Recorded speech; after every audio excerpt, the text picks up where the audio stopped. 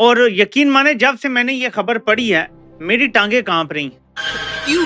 क्या हुई? देखिए, अमेरिका की इजाजत से इसराइल ने कतर पर हमला कर दिया है। My God! और क्या पाकिस्तान इसराइल का अगला टारगेट होगा? तो यहां से आप अंदाजा लगा लें कि उम्मा का इस टाइम क्या हाल है। अल्लाह करे कि हमारे हुक्मरानों को भी गैरत आए, हमारे हुक्मरान भी सिर्फ लफ्जी जंग तक ना रहे और सिर्फ मुजम्मत करने से कुछ नहीं होने वाला। मैं बता रहा हूँ आपसे। दुनिया को देख लो आगे पीछे, इनकलाब दस्तक दे रहा है पाकिस्तान के दरवाजे पर। एक ट्रिगर होना है और आपको अंदाजा नहीं है वो कब हो जाए। तौबा तौबा तौबा। और ये कोई एक हमला नहीं है, अब हमले मजीद होंगे। तौबा तौबा तौबा। ना, मैं कसम खुदा की डरता हूँ इन चीजों पर बात करते हुए। पता नहीं क्यों अजीब सा खौफ है जो कि डर लगता है। ये डरते हैं, खौफजदा हैं कि 2 घंटों में हमारी हुकूमतें उड़ जाएंगी अगर हमने अपने आका अमेरिका को नाराज कर लिया। लेकिन नाज़रीन, हम देख रहे हैं कि ये सांप है और ये पलटेगा और ये ढसेगा, ये हर सूरत ढसेगा। ये बेशक किसी को लंच करवाए पाकिस्तान के फील्ड मार्शल साहब को, ये बेशक बड़ी अच्छे विजुअल्स बनाए, ये बेशक पाकिस्तान की तारीफें करे कि पाकिस्तान ने इतने जहाज मार गिराए हैं, ये कर दिया वो कर दिया, लेकिन ये नाग है, ये ढसेगा।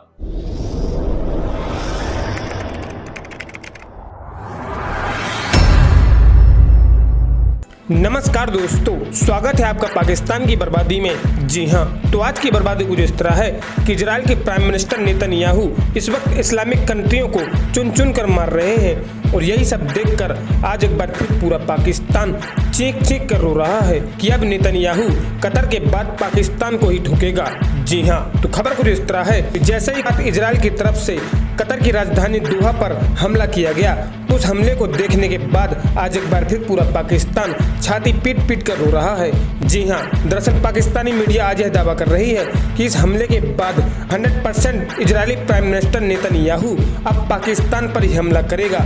जी हाँ, क्योंकि इससे पहले अमेरिका और इजराइल ने मिलकर ईरान पर हमला किया था और अब अमेरिका और इजराइल दोनों ही मिलकर कतर पर हमला कर रहे हैं और आने वाले समय में अब अमेरिका और इजराइल दोनों ही मिलकर पाकिस्तान पर हमला करेंगे। जी हाँ, और ऐसा हम नहीं बल्कि पाकिस्तानी मीडिया दावा कर रही है। खैर दोस्तों, आपसे छोड़िए, हम पहले पाकिस्तानी मीडिया का रिएक्शन देखते हैं। नाज़रीन, कतर के अंदर जो कुछ आज हुआ है, वहां पर नाजायज रियासत ने आज कतर की सोवरेनिटी की धज्जियां उड़ाकर फेंकी है। और सोवरेनिटी की धज्जियां उड़ाने का मतलब यह है कि कोई आए आपके घर में घुसे और आपके कपड़े उधेड़ दे।